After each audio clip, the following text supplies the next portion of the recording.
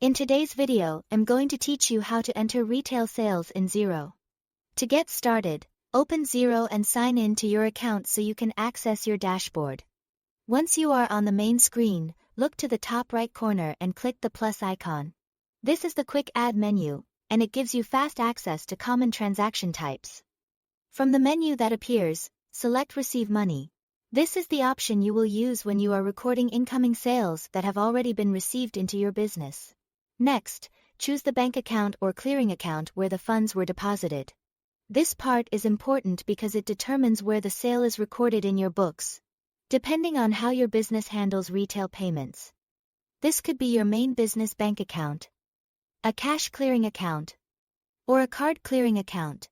Make sure you select the account that best matches where the money actually landed. After that, enter a contact name.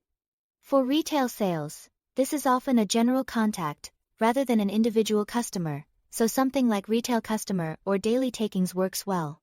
Then enter the date of the sale. Using the correct date helps keep your reporting accurate and makes reconciliation easier later.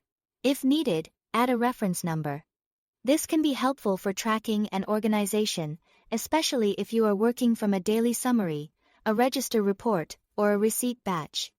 A clear reference makes it much easier to look back and match transactions if you ever need to review them. Now fill in the line item details. In the description field, enter a short explanation of what the sale relates to.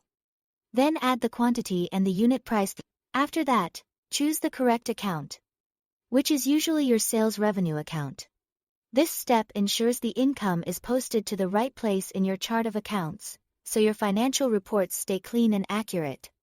Before saving, take a moment to verify the tax rate. This is especially important because the wrong tax setting can affect your sales tax reporting. Double-check that the tax treatment matches the type of sale you are entering. Once everything looks correct, click Save.